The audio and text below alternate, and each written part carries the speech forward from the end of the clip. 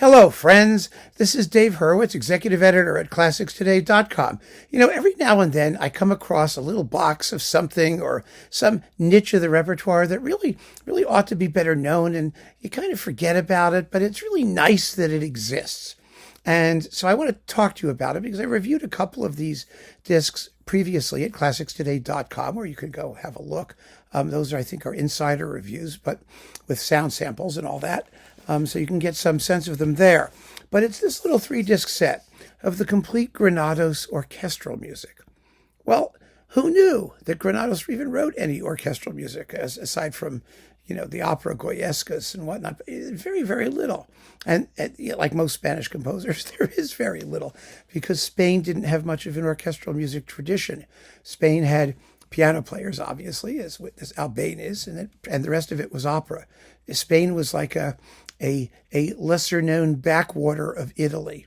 And I know Spanish people may jump up and down and carry on when I say, what about Zarzuela and all that? Well, yes, Spain had its own traditions of lyric theater. But as with the sort of Mediterranean countries, which is France and Italy and Spain, they were all into musical theater of one type or another, in their own way. And actual symphony orchestras for concert performances were few and far between. France was a bit of an exception because it had the Paris Conservatoire and then a couple of other concert series playing, Beethoven and things like that. But Italy and Spain were different, other, let's just say. And it's not good or bad. It's just what was. And so the fact that this stuff exists is kind of a miracle.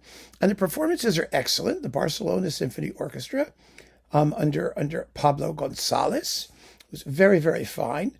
And let's see, well, technically this is Orchestra Sinfónica de Barcelona Nacional de Catalunya, which somebody can pronounce in Catalan if they feel like it. Don't even mention it in the comments. Anyway, I was there. I was in Barcelona when they declared independence. I was actually there.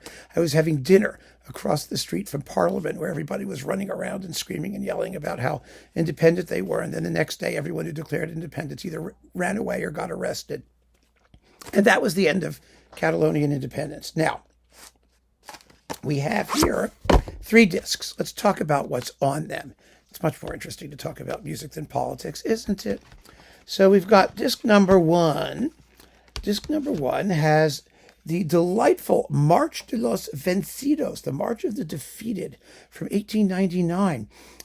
This is only a 7-minute tone poem full of, it's good. It's like a fun March tone poem thing. I compared it in my review to Elgar's March of the Mughal Emperors, and no praise can be higher since that's Elgar's greatest ever work. It's just an enjoyable piece of orchestral mayhem. It's very nicely done. Then we've got the incidental music to Torrijos from 1894, which is a little 6-movement suite. There's a chorus and there's some like singy things in it. It's okay. It probably got the job done in the theater. It's not overwhelmingly memorable. But then the Suite sobre Cantos Gallegos, a suite on Galician songs. Beautiful, beautiful work. Really a lovely work, half an hour long, serious work. It has, again, I mentioned like elements of like Grieg, that kind of thing, like Morning from Peer Gynt. It's like the opening one, the morning song. And it's lovely and well worth getting to know. It doesn't really heat up until the last movement, which is La Fiesta, which is very festive, but it's beautiful music and very nicely performed. Then we've got one of his major works, which is the biggest disappointment in the whole series. We'll get to that in a moment. Goyescas, the intermezzo, very well known. The Danza de los Ojos Verdes, Dance of the Green Eyes. The Danza Gitana, the Gypsy Dance.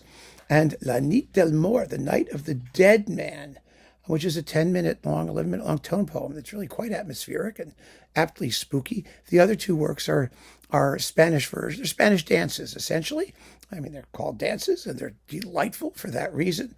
And then 1908, Dante, the symphonic poem, in 2 gigantic movements lasting 33 dreary minutes. It begins with Dante and Virgil, and then, of course, you get Paolo and Francesca, which is almost as long as Tchaikovsky's Francesca da Rimini, and about 200 times duller. It begins with a very bad view of hell, sort of uninteresting and unthreatening hell music. Then, of course, there's the predictable love music and all that. It's done so much better elsewhere. I'm sorry to say. I know that this is often considered to be Granados' orchestral masterpiece, but a masterpiece it is not. It's just lifeless. It really is. But then disc 3, which is quite interesting, we have Liliana, a lyric poem arranged by Pablo Casals, actually, which is charming and full of good tunes.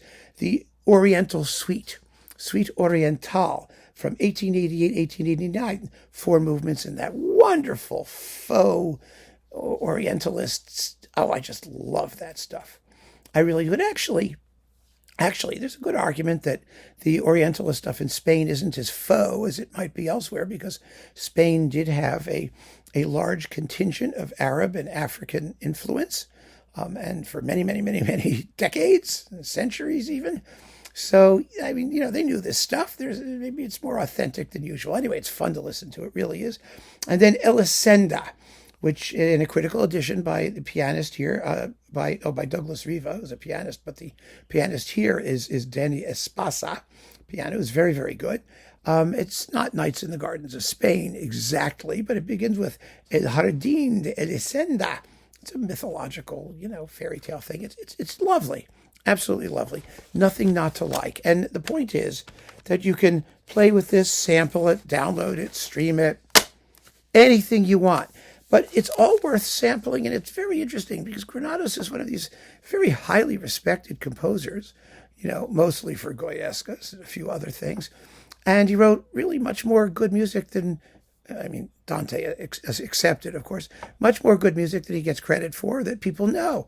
And it's all been recorded very nicely, very beautifully here on Naxos and put together in a really attractive little box. It's wonderful that these things exist. And so it would be even more wonderful if more people listen to them. So do that. Keep on listening, friends, and thanks for joining me.